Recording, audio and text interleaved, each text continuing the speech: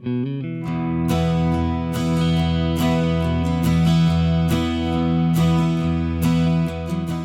a path along the roots of Pikes Peak, you take a fork in the road to the Anselm Society Digital Pub. Inside is a raucous conversation on the arts, faith, and what chapter you're on in the mysteries of Udolpho.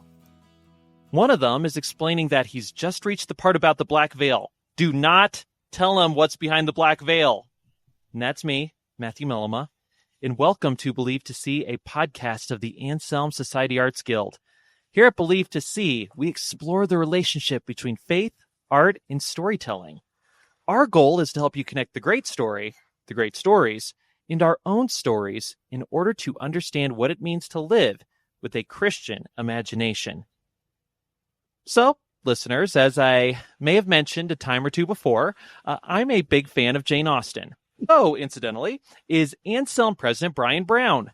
We are still planning to launch that podcast, Austen Bros, together. Someday in the future, once our schedules clear up. Anyway, because I love Jane Austen, I know a fair amount about her life. For instance, I knew she was an avid and unapologetic reader of novels. I knew that she mentioned some of those novels in her own writing. For instance, I knew that Northanger Abbey was poking fun in some kind of way to Anne Radcliffe's novels. I was also pretty sure that Frances Burney was involved, somehow. But I didn't know much beyond that. I knew that Jane Austen read a lot of novels and that she loved those novels. But nothing much beyond that, which is kind of weird if you think about it. I mean, if Jane Austen, someone who I believe is one of the greatest novelists of all time, thought that some other novel was great, shouldn't I want to learn more about that novel? Enter Sarah Pottinger. At a recent Anselm Arts Guild meeting, we started talking about this book she was reading. The book is Jane Austen's Bookshelf. It's by Rebecca Romney, who is a professional rare book collector. In the book, she tries to recreate Jane Austen's bookshelf. And along the way, she tells the story of the women writers whose writing shaped Jane Austen's own writing. Authors who, she argues, have been unjustly left out of the literary canon. So I obviously bought the book, and I absolutely love it. I cannot wait to talk about it. What do the authors who shaped Jane Austen tell us about Jane Austen's own writing?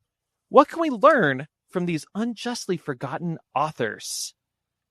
So, here to talk about Jane Austen and her bookshelf with me, we have Sarah Pottinger. How are you doing, Sarah? I'm good. I am so glad you get, here's how much I love this book. We did a podcast recently about how I don't read books I read with my eyes very much, or paper books. Look, it's the paper book. I was reading it. That's how much I enjoyed this book. That is impressive. Thank you. Thank you.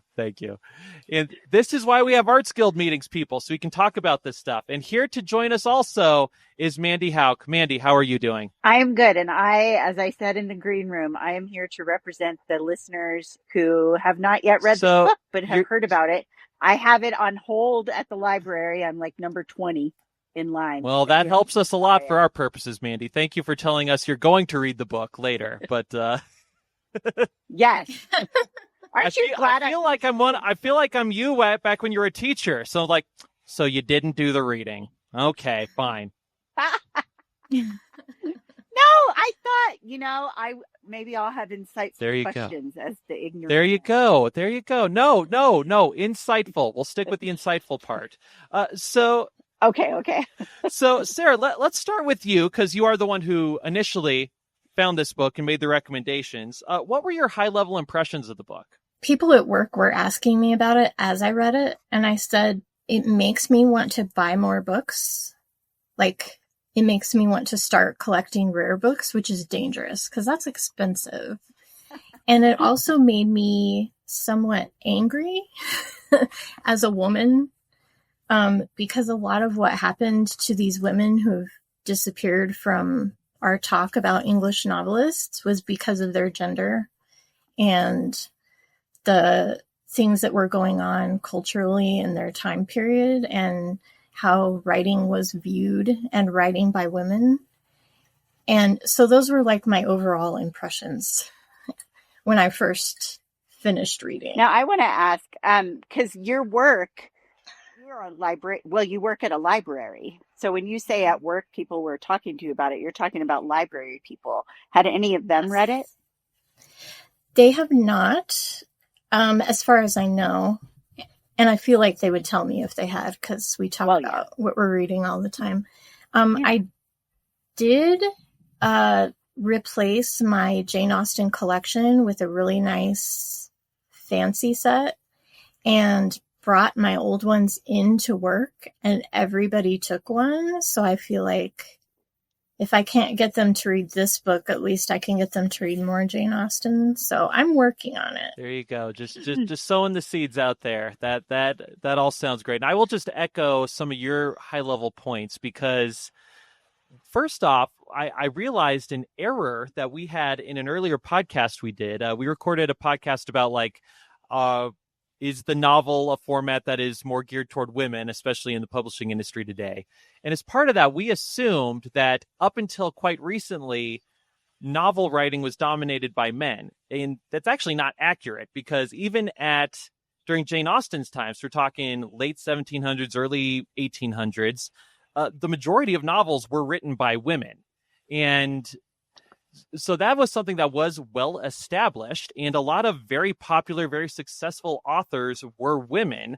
Authors that I totally agree with you, Sarah. It was kind of shocking that some of these writers were left out of the canon. So let's talk about the canon first off, because something that Romney mentioned in her introduction, which I thought was a really insightful point, was the thought that Jane Austen kind of took the woman's spot in the canon. She gets the spot and no one else can have a spot, which sounds ridiculous, but that is how I think these sort of literary lists work sometimes, right? We have like the spot for this thing, the spot for this person. We have the spot for this decade, then this decade. And there's Jane Austen. She's the woman. And Anne Radcliffe, she's really good, but not as good as Jane Austen. Sorry, our woman's spot is taken. And that's something you still see now, right? Like, look toward the back pages of most collections of Western literature. You get to modern times, you get the feeling that the people who compiled it have like a checklist, right? It's like, okay, now we need an Asian author, and we need a gay author, and we need a gay Asian author, and now we need a gay Asian woman. And it's like, okay, it's just like, it's not about, this author is really good, or this author says something important. It's, we need to check this box. And you get the feeling like, we already have our Asian spot. Sorry. And that's the way it is with this. It's, Jane Austen, she's the woman. So we need to kick all the other ones out. Anything else that stuck out to you about how we view this in terms of like the canon, Sarah? Yes. Romney talks again and again throughout. I did a lot of skimming back through it as I was taking notes, and she talks a lot about what comparison did to these women, and compared to other writers and compared to Jane Austen, and how it struck me that what you're talking about, where one person is representative of all women authors, or a whole genre, that's really reductive. And when I was, actually, I didn't catch this the first time, but when I was skimming through it again, there was a quote I think it was in the conclusion, that really struck me, where she said, "When we use comparison as a way to rank rather than to reveal, all we do is dim our curiosity." And I thought that was really illustrates what happens when we only hold up Jane Austen and all these other authors fall by the wayside, and how much we lose by them falling out of familiarity and not piquing anyone's curiosity. Yeah, because she went through a lot of studies of the novel form, right? And they'd get the list, and there'd be several men who were always there during this time alongside Jane Austen. They were well respected male authors, right? What's his name? Felding, and what was the other guy? Felding. I'll think of him. He's not important, but anyway. They're all. Yeah, we're talking about they're always women. listed together, and it's not like, well, we already have our dude spot. Sorry, Felding, this other guy is slightly better than you, so you're off the list. So we have all of these guys who some are better than others, but they're all on the list. And then again, we have Jane Austen filling the woman's spot. That leads me to sort of where things were at the time Jane Austen was both reading, she was preparing her novels, she was getting her novels out there. So like 1790s through like 1810s, like that era, where that was a really important era for the novel. The novel and in its modern form was sort of coming into being. A lot of novels out there. And like I mentioned earlier, the majority of these novels are being published by women. But we have this sort of impression of the novels Jane Austen. Let me get your impression, Mandy. I know you're going to be able to pick up on context clues to know what you should say. But let's be honest, your impression is coming into this. If I were to tell you Jane Austen read a bunch of novels when she was a girl, what would be your knee-jerk impression of what those novels must have been like? I would think that they would be similar to what she ended up writing, like that they would, do you mean like who wrote what, them? What they would be like? Would it be fair to say you kind of would have assumed that the books Jane Austen read were kind of crappier versions of Jane Austen, right? So like the same sort of stuff as Jane Austen, but not as good. Yeah. Oh, you mean, okay. Like, yes, because I guess that's sort of what I was saying. Like books that she would get ideas from, but then she would improve upon them. Is kind of what I meant. Yeah. So if that's what you were trying to get me to say, then there it is. Thank you. So yeah, that was. You're welcome. I'm here for you. If you would have tried to pin me down to this before reading the book, I probably would have given that answer, right? It's like, okay, she read lots of books. I know these gothic things with Anne Radcliffe, some other courtship books, things that, might have been nice enough, but wow, Jane Austen, turning that stuff into literature. Isn't Jane Austen great? And again, these are my sort of unexamined assumptions. Well, how about you, Sarah? What were your impressions of the books you would have guessed Jane Austen would have read back in the day prior to reading this book? Well, I was familiar with a couple of names just from having read all of Jane Austen and reading a couple of biographies. There was definitely more names in here than I recognized, and I'm just looking for the table of contents. I did actually try once to read The Mysteries of Udolpho, and I couldn't get into it, so I gave up on it. My opinion has changed a little bit after reading this. I'd like to go back and read that. But I don't know if I really had an opinion of the other writers that have been mentioned. I definitely didn't really have a desire to find out anything about them because Jane Austen is the pinnacle. And it's just a thing that you hear and you repeat, and then you read the books and you like them and you repeat it yourself. Yeah, because you don't know any different. Right. There's the Austen versus Bronte debate, but it's really, that's kind of as far as it goes. Now, can I ask, as someone who hasn't read the book, aren't you glad I'm here to ask questions from this perspective? You're welcome. So how is the book formatted? Is it just going through literally the books that she would have read?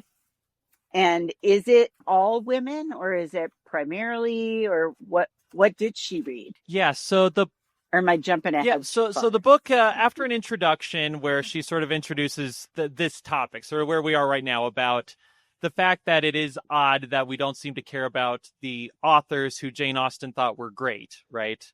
And I do want to linger on that point just a little bit longer, because it is odd. Again, I'm someone who loves Jane Austen. I think she's one of the greatest novelists of all time. She thought these novels were great and wanted to imitate them. I had no desire to read them because, like you mentioned, Sarah, it's my thought is well, why read Austen imitations if I have the real thing? Even though, again, Austen was imitating them, not the other way around. And also, I'm just playing the part of that Western literary guy who we've just been mocking, right? It's like, I already have Austen, so why do I need another one? So that really got to me, and it just did emphasize, like, if nothing else, the fact that one of the greatest novelists of all time read a novel and thought it was great, that should be enough for us to at least give it a fair trial, right? And then after that, and that's actually a good place to transition, she goes author by author. So she goes through several authors, explains how Austen would have been familiar with them, and then goes through their work and why it was significant to Jane Austen, but also just why it's something that would be interesting today. But before she does that, she gave us just a little bit of background on Jane Austen herself, her life, her family, which I found so delightful. I love that chapter so much. Sarah, any particular nuggets you picked about dear Aunt Jane, as her family called her? Well, I have read 2 biographies, one written by a man and one written by a woman, which is interesting. The one written by a man I read a long time ago, so I don't remember it that well. So there wasn't a lot like I didn't know just from having done that. And I do appreciate like the way it kind of went through her publishing journey. So you could kind of see what kind of environment she was writing in and how she was going about things, like how she was anonymous for a while with her first couple of novels. And that was like the fashionable thing to do at the time. So it wasn't weird, and it wasn't like she didn't want to take credit. It was just, it's what people did. And that I hadn't really, nobody I've read has really done a deep dive into like her publishing process. So that was really interesting to me. And yeah, it goes through like every single novel of hers, and it did talk about like why we don't actually have a lot of firsthand information about her, because her sister burned a lot of letters after she died, and that was kind of my theory, is that she was kind of shaping her image to be like nice. And the word Rebecca Romney uses is sweet, which is very like when the Regency era was shifting into the more prim and proper Victorian era. And that was right after she died. So I think it was her nephew who wrote a memoirs of Jane Austen. And that was very like, she was nice and sweet. And that's where Dear Aunt Jane kind of comes from. Okay. But my theory is that her sister Cassandra burned the letters where she was a little like sassier, like maybe a little mean even, because every once in a while you come across a letter where it's like, wow, that's like, that's something I would tell my sister, but I wouldn't like want published. So you can kind of see where Cassandra was like, I really don't want people to see my sister as the sum of like her mean parts. So she kind of sanitized things a bit.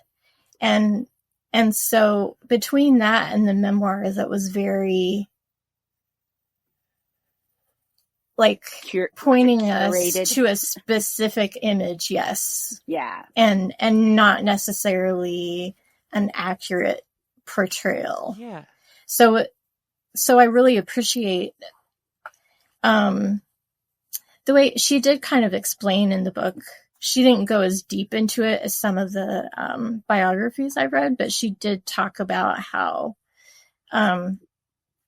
there's probably more that we don't know about just because we don't have that material anymore. It was burned up. Yeah, so a couple things that really stood out to me from just the Jane Austen background was, one, I am convinced that if the Austen family were in Colorado Springs, traveled here through a time warp, they would be very active in the Anselm Society, because their activities growing up were very Anselmy. Jane, I think, had 4 siblings, so a couple brothers, couple sisters. They were all very successful in different spheres of life. Like one brother became like really wealthy, another one became like an admiral. Her two sisters were also very well accomplished. So they're very close. They read novels all the time. They put on family plays. They acted out parts. They were, all of them, very active in this sort of scene. I think they just slide right into the Arts Guild. But to Jane's later reputation, it was really fascinating because you saw what was going on. You know, like you mentioned after she died, and let's also point out she died very young. We don't know exactly why, but some speculated maybe an autoimmune disease. Also, she could have just had cancer, but she died at age 41.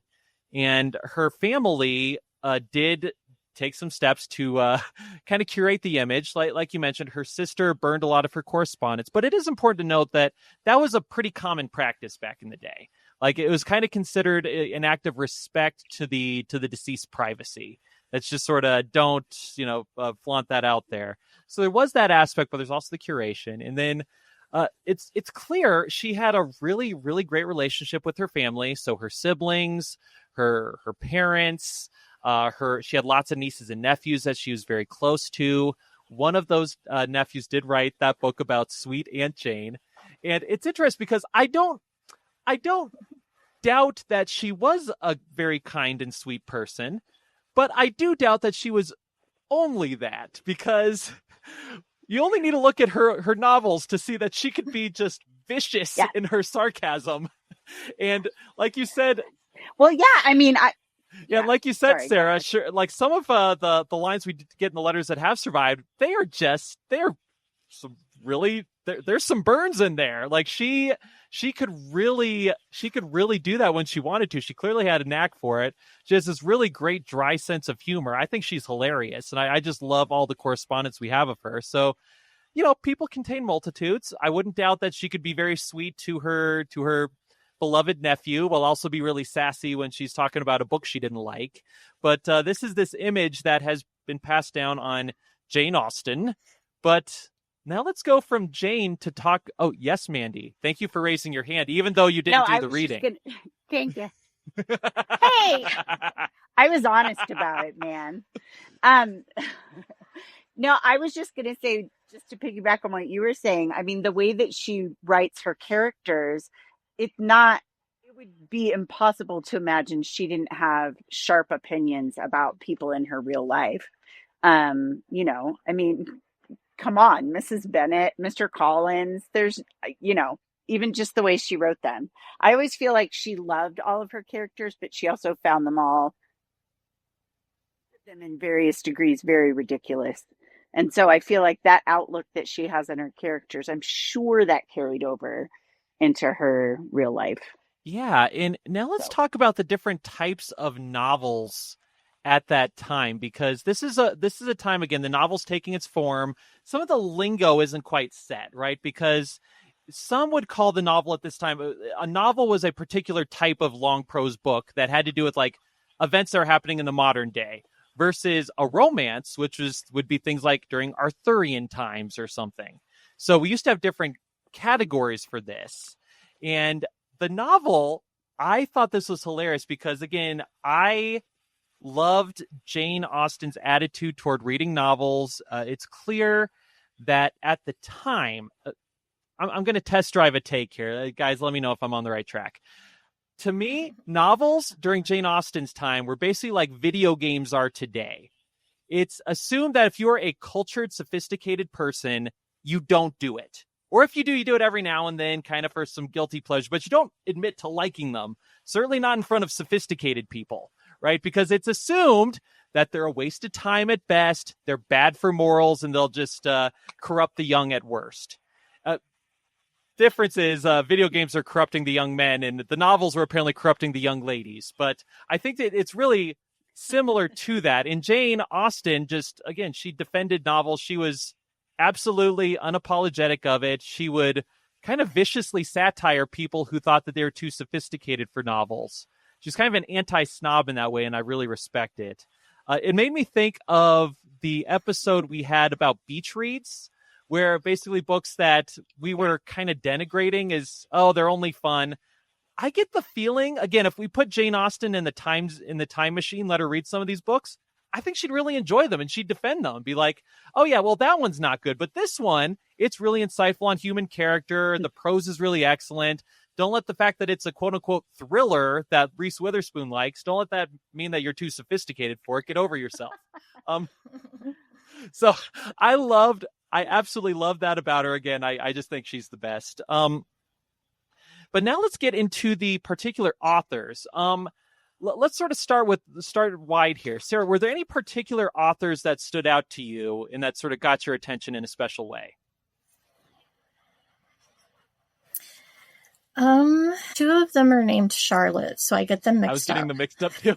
Which is a problem. Whichever, I think it might be Charlotte Smith, the one who was husband, poor right? And always struggling. Okay. Yes, she was the one who had a bunch of kids she was trying to feed. Her husband was an idiot. And so, like, a lot of the artistic decisions she made were how she could get more money. Okay. So that kind of shaped how her novels were. Like, there's one where Rebecca Romney, this author, says it feels it would be better without this other part to it, like a second or third part. And the reason Charlotte did that was because she needed the money she would get from a longer book. So it may not have necessarily been the way she wanted the story to be or where she wanted it to finish, but she had bills to pay and mouths to feed. And I had no idea that anybody like her existed, let alone was influencing Jane Austen. So that jumped out at me. Was it like Dickens, how they were serialized and that's why the longer book got more money, or did they just pay one per of page? them? I think maybe one of them was serialized, but mostly they were in volumes. Oh. And like a volume would come out and then the next volume and then the next volume. So it's kind of like that. And books were really expensive back then. And then so it was a pretty common practice where they'd have like libraries, but they're kind of different, where it's sort of like a subscription service where like you pay a monthly amount and there'd be like these books that get passed around and you get a chance to read it. And a lot of times these books would be chopped up into different volumes. Kind of like so proto cool. Netflix. Okay. Yeah. With the CDs and exactly. So something on Charlotte Smith really quick, Sarah. A couple things stood out to me about her because again, it just shows just how fortunate we are to get any literature at all, because when you think about how many talented people have been just foiled about all this stuff, because Charlotte Smith, she did everything she could, but she just was up against it her whole life for reasons totally beyond her control. She gets married at 16 or 15, but to someone who her parents choose for her. She really has no say in the matter. This guy comes from a rich family, but the guy's an absolute idiot. Like he's always getting these huge gambling debts. He's abusive. He's always running off, but he's always making Charlotte bring along the many children.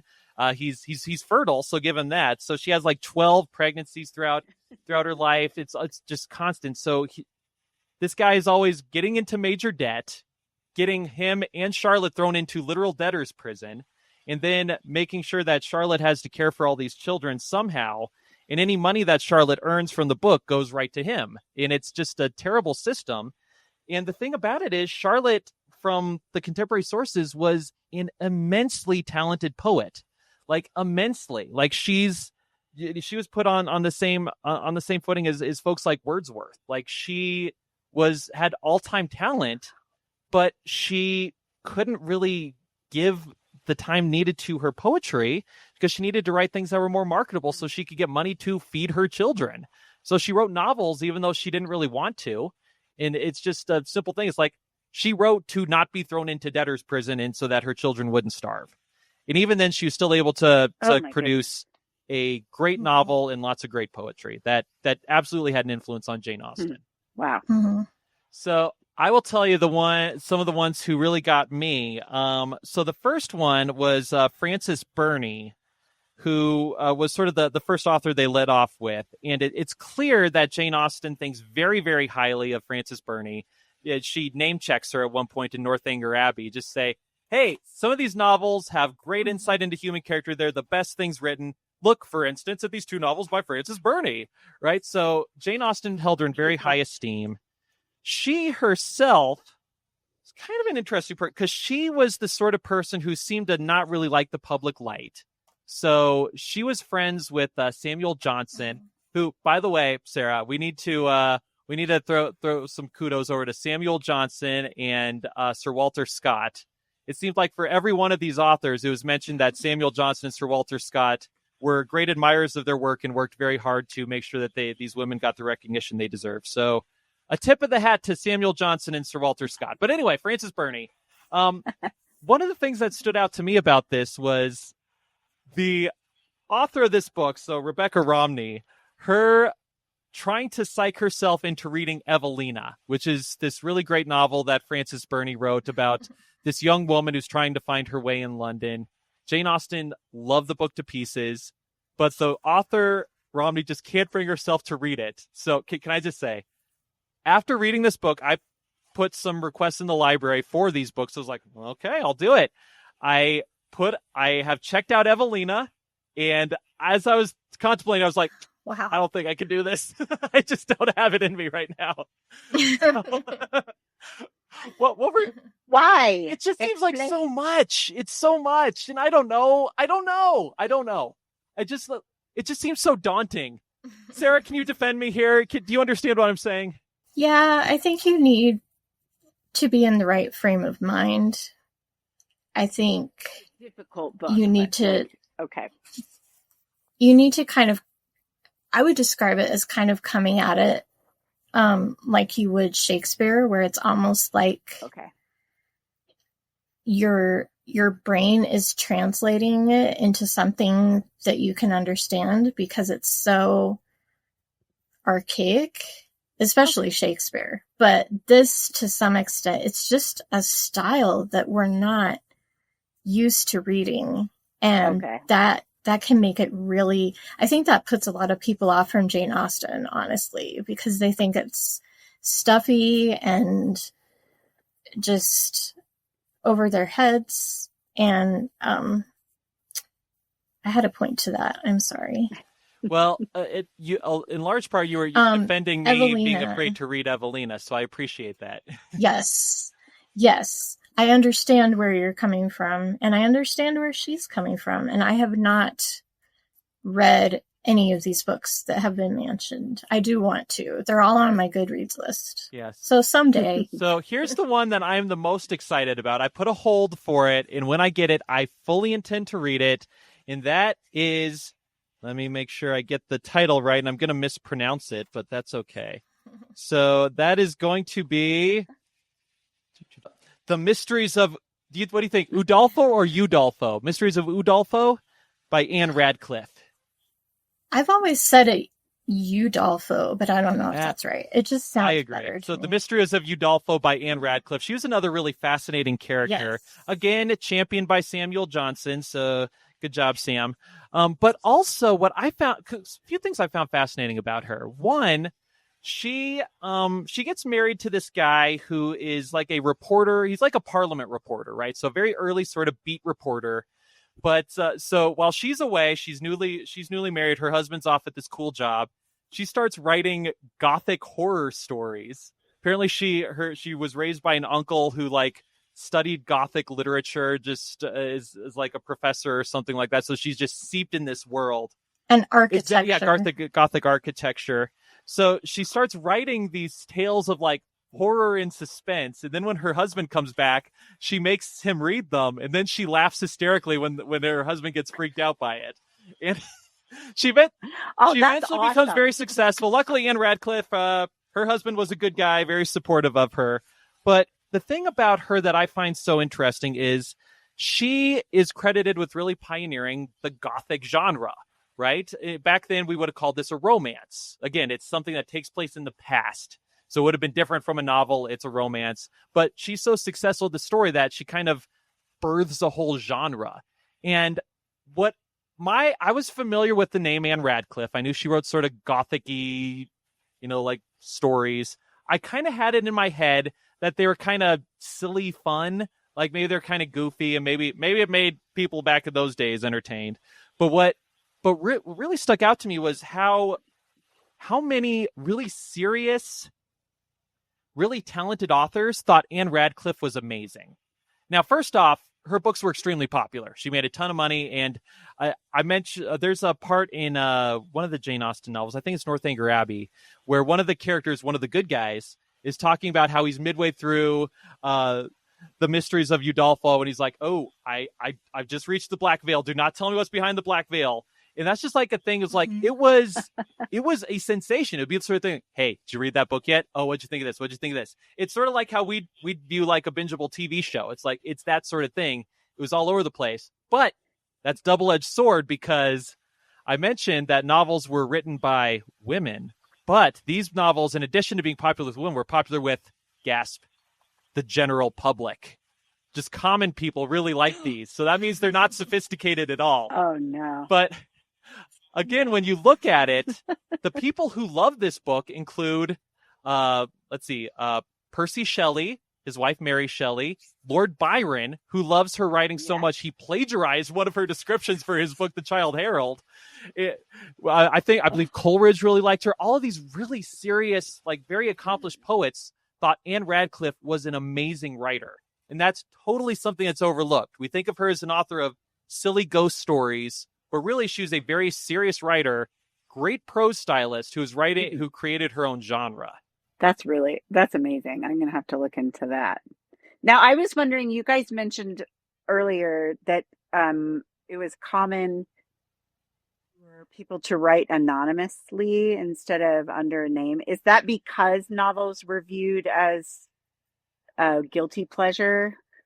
Was it shameful to be, not shameful necessarily, but was it something they weren't necessarily proud of, being an author, so they would just... So it would vary from person to person. Yeah, I'm trying to find the quote. Yeah, for like Frances Burney, she hid her novel writing from her family. Like she wrote novels in secret as a teenager because, again, novels were considered kind of shameful. Kind of like, today we have these schools saying, "Oh, you boys are rotting your brains on these video games." Back in the day, it was like young women are rotting their brains and their morals with these novels, these scribblers. Novels. So Frances Burney had to hide it, and she was really ashamed of it. She kept it secret from her father for years and years. Now, finally, her father did find out, and it turned out he was very proud of her, and it was all very moving. But it was a very long journey to that. And for some women, I think men would write anonymously too. It was a pretty common practice. But then eventually it would reach the point where it's like it was kind of an open secret who it was. Like people kind of knew Jane Austen wrote Pride and Prejudice before it was official.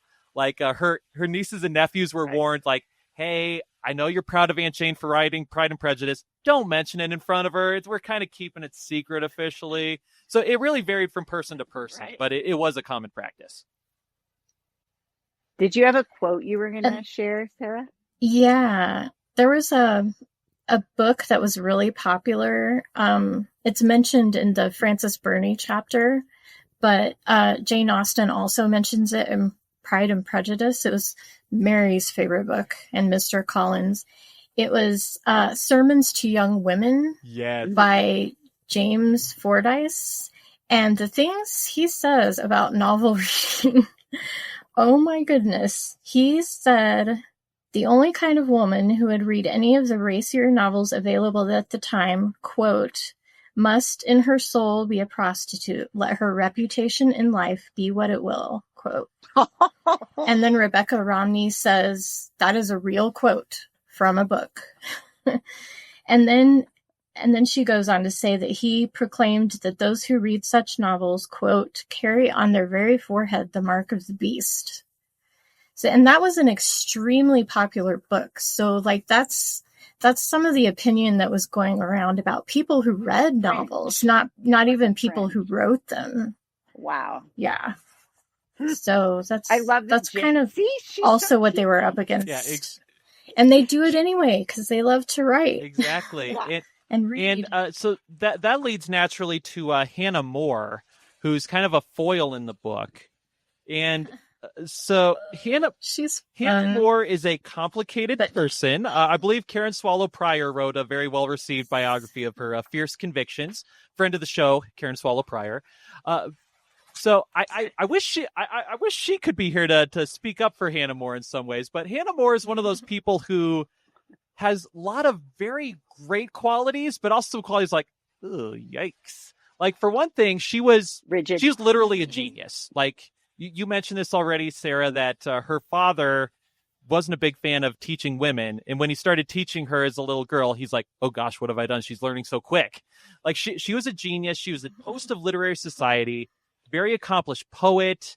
She kind of gets lucky with a broken engagement that ends up, the guy strung her along for years and years when she was a young woman. And then, to admit that he'd been a jerk all along, he sets her up with this huge annual sum. So she's set for life, doesn't have to worry about marrying, has all the time in the world to devote to her writing. She is a fierce evangelical. This is a time when evangelical meant something slightly different than it does today or in recent history. But among other things, she was a fierce abolitionist, like outspoken about it. She spoke very strongly in terms of like education reform, better working conditions for the poor, a lot of very good causes, a lot of great things about her. But she hated novels for a lot of the reasons you just discussed, Sarah. She was kind of, in one sense, she disapproved of her fancy literary circles that she was invited into because she was a accomplished author, because she thought that they were like morally degraded, and they probably were in some ways. So you admire her for being able to say no to like the in crowd and do her own thing, but it does kind of take on a holier than thou moral tone that I'm not sure was totally great. Some of her actions for quote unquote helping the poor don't quite ring true today. So, and yeah, her novel hating is really pretty extreme. And then she went ahead and wrote a novel that Jane Austen read, and the novel was immensely popular, but it also sounds like it was really bad because it's basically a series of sermons disguised as a novel. I can't imagine anyone wanting message. Yeah, I can't imagine anyone wanting to read it. But yeah, Sarah, what was your take on Hannah Moore? What caught me first was the quote that begins the chapter. It's presumably from a letter Jane Austen wrote. And she said about this novel, "Of course I shall be delighted when I read it, like other people, but till I do, I dislike it." And that just made me think of like when a book or a show or a movie is so popular, everybody's talking about it, and it makes you want to not read it or watch it because you don't want to just buy into all the hype.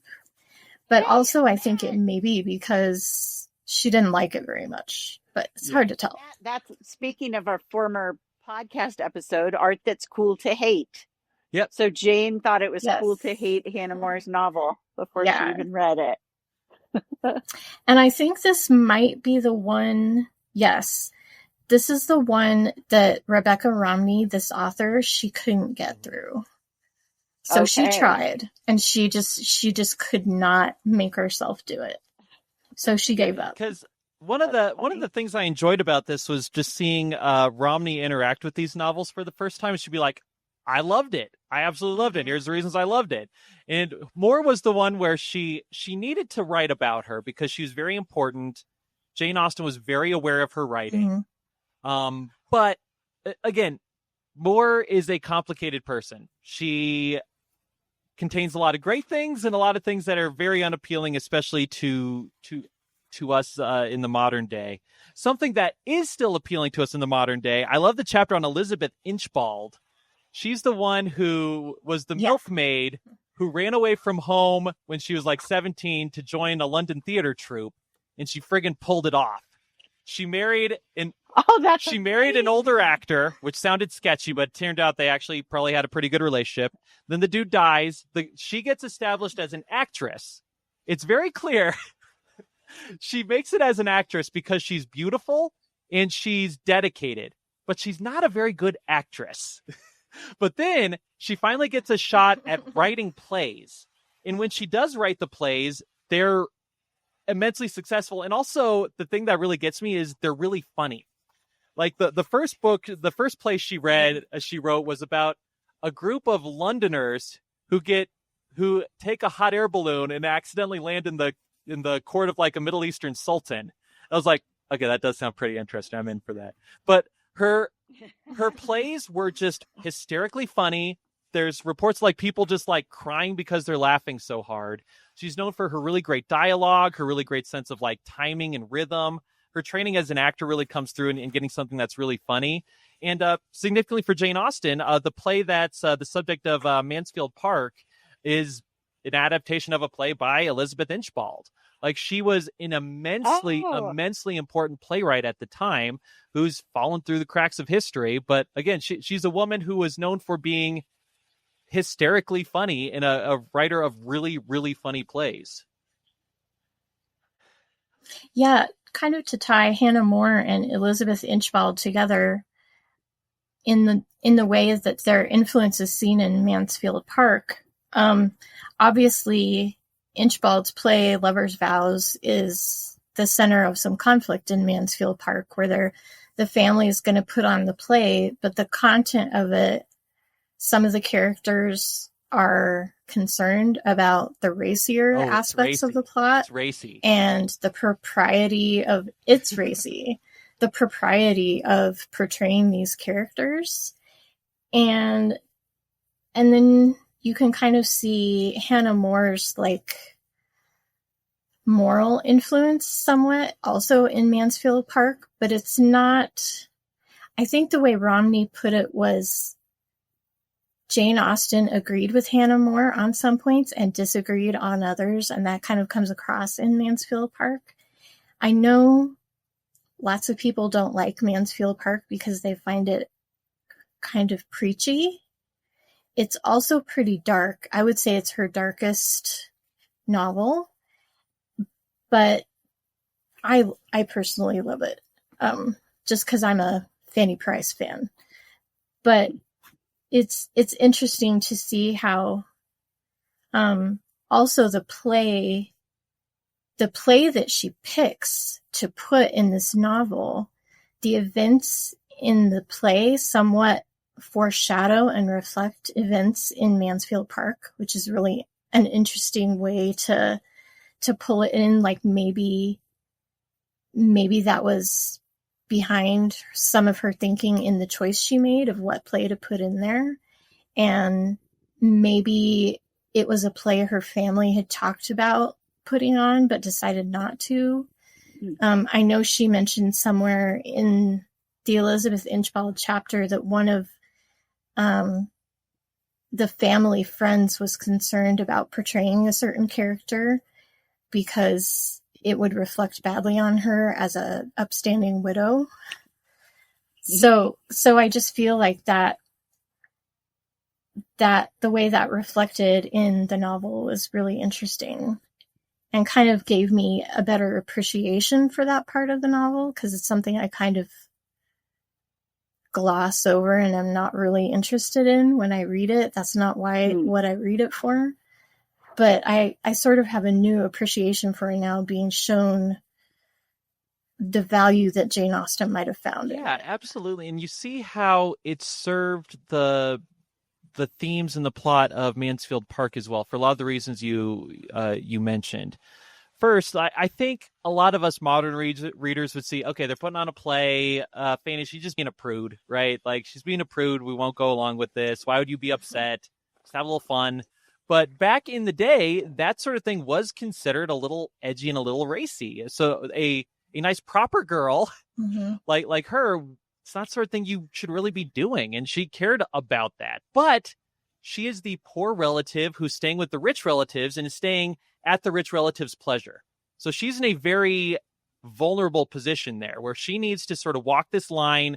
She can't ruffle any feathers, but she also needs to maintain her character, but she needs to make sure that this person doesn't get mad at her. So it shows that, she gets pilloried a lot. Like Jane Austen's own mother thought that this heroine was insipid, but it shows that she is trying to walk a very delicate line and really shows the stakes of the novel that probably would have been a lot more obvious to the original readers than they might be today.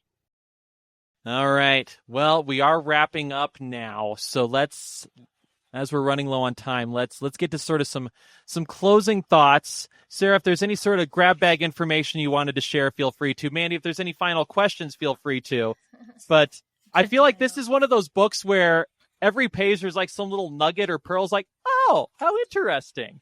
So like, and I just like cackle to myself every now and then as I'm reading it. It was just a very pleasant reading experience. But Sarah, any closing thoughts? Yeah, I definitely want to read it. Yeah, I don't have any more questions. I just need to go get the book. Forget that wait list. I'll just order it. I'll buy it. I really enjoyed seeing the author's relationship with Jane Austen change throughout the novel. That just made it feel more personal, and I think it also makes it more readable than like a survey of all these authors would be. She always connected herself and her values and her experiences to each author, and that kind of made it more readable to me.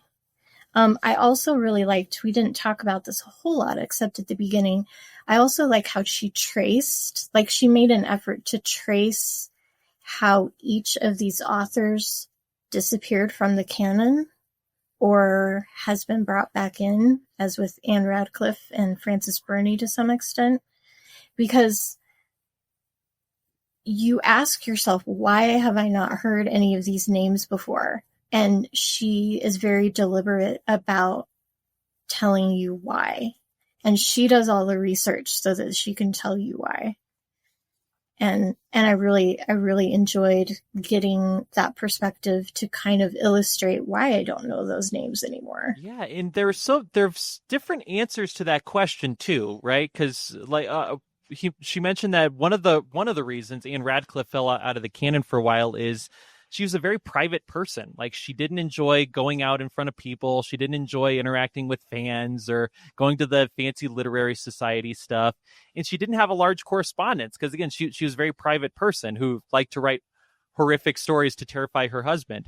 So like they mentioned at one point that, a few decades after her death, Christina Rossetti, one of the greatest poets of all time and one of the greatest poets of her era, yes, also noteworthy, Christina Rossetti, huge fan of Anne Radcliffe, and she wanted to write a biography of Anne Radcliffe. And you have to think, if one of the greatest poets of the Victorian age wrote a biography of Anne Radcliffe, that would have done a lot for Anne Radcliffe's stature.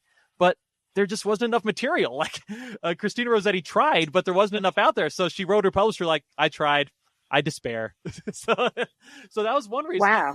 Yeah, I love that. She said, I despair and give it up. But like you said, some of these women are finally coming back to the canon, especially Frances Burney and Anne Radcliffe.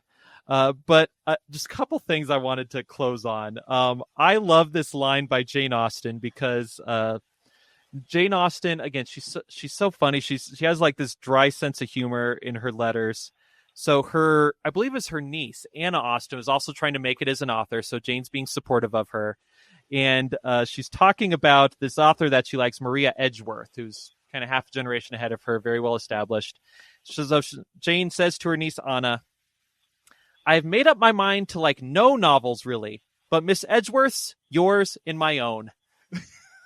So that's I only like my novels, my niece's novels. Oh, and also Maria Edgeworth, because obviously, I mean, come on. But I think it's absolutely fantastic. I think she might have been an Edgeworth fangirl. Yes. She, even when Jane Austen was just getting established, Maria Edgeworth was way more popular. Jane Austen sent a copy of one of her books to Maria Edgeworth just because it was very important to her that her idol, has a copy of her book. P.S. That actual book has been put up for auction and it's sold for a lot of money. Wow. But yeah, you see a very diverse swath of women here. You see folks like Frances Burney, who's very shy and kind of retiring from public. Anne Radcliffe, who didn't like the spotlight at all. Then you see folks like Charlotte Smith, who are scraping by even though the whole world's against them. Elizabeth Inchbald, who's this very bold actress who's really funny. Someone we didn't talk about, Charlotte Lennox, who's came from nothing but was able to make it in society, just basically based on gumption and always saying what she wanted to say. And who is this? We haven't mentioned her yet, which is a shame. Hester Lynch Thrall Piazzi, who was a character. She was quite a character. When she got into her 80s, let me put it this way, she kept a list of enemies who have predeceased her. Oh, wow. That's fantastic. This person always hated me, but they're dead now. So you just get this huge swath of... I outlived them. Exactly. This huge swath of very different women with very different temperaments who write very different books. But I think Romney makes a great case that Jane Austen thought they were all great. And, when we actually read it, I think we'll conclude the same thing. All right. So there we have it. Again, the book is Jane Austen's Bookshelf by Rebecca Romney. I highly recommend it. And I'm sure once Mandy actually reads it, she will as well. Oh, yeah. All right. Thanks again, Sarah, for the recommendation. And listeners, as you can probably tell, things are winding down at the Anselm Society Digital Pub. The fire's down to embers, the customers are trundling home, and you've polished off your final glass. Once again, Believe to See is a podcast of the Anselm Society Arts Guild. If you have a few seconds to spare right now, please rate and review the show on iTunes, Spotify, or wherever you get your podcasts. Thank you so much for listening. We'll catch you next time.